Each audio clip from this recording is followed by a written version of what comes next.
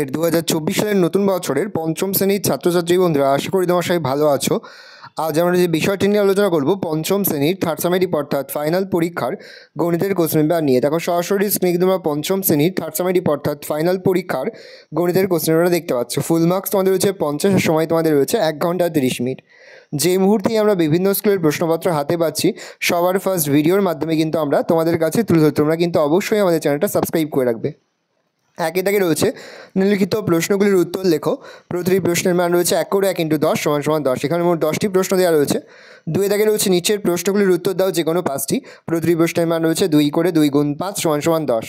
3 দাগে রয়েছে নিচের অঙ্কগুলির সমাধান করো যে কোনো 4টি। প্রতিটি প্রশ্নের মান রয়েছে 3 করে 3 × 4 = 12। পরে তোমাদের রয়েছে 4 দাগে নিম্নলিখিত সমস্যাগুলির সমাধান করো যে কোনো 3টি। প্রতিটি প্রশ্নের মান রয়েছে 4 করে 4 × 3 = 12। ভালো করে দেখে নাও। পরে হচ্ছে 5 দাগে যে কোনো 2টি প্রশ্নের মান রয়েছে 3 করে 3 × 2 = 6। 10 সেমি দৈর্ঘ্যবিশিষ্ট একটি রেখাংশ অঙ্কন করো। চাঁদার সাহায্যে 60 ডিগ্রি কোণ আঁকো। একটি বৃত্ত অঙ্কন করে তার কেন্দ্র ব্যাসার্ধ চিহ্নিত করো। ভালো করে দেখে নাও। এই রয়েছে টোটাল তোমাদের থার্ড সামেটিভ অর্থাৎ ফাইনাল পরীক্ষার পঞ্চম শ্রেণীর গণিতের কোশ্চেন পেপার। ভালো কোশ্চেনটা দেখে নাও।